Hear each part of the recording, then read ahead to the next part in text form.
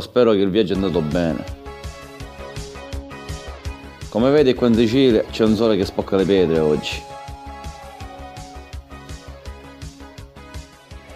Perciò perché mi chiamaste? Ti ho chiamato per un motivo. Tale che sta facendo me vicino di casa. È impressionante, non ne posso più.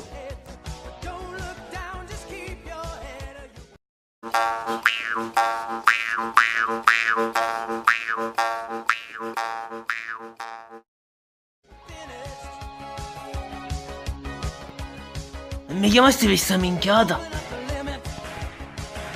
Mi fai stare a ricampare le sassari? Per fare sta minchiata? Secondo te che mi muovo per sti cose? Io, nella mia vita?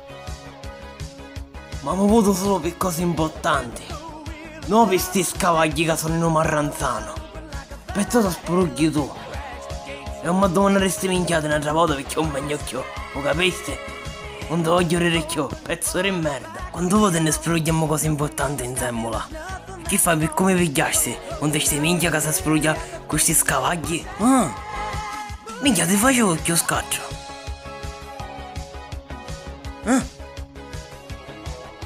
Vabbè, non c'è bisogno che farà così però, giusto?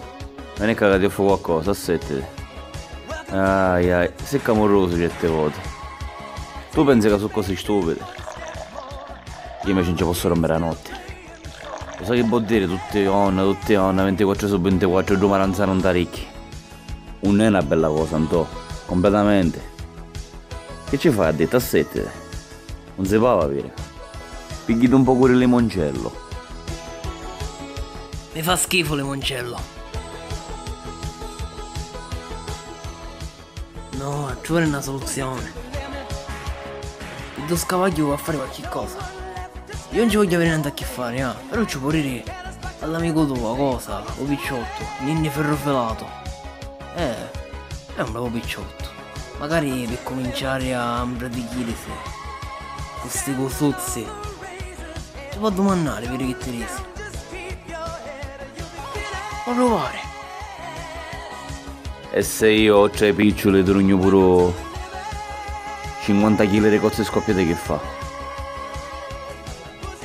Mi fai sto favore? Oppure a pensare che non ti piacciono i cozzi? E in quel caso diventi mio nemico.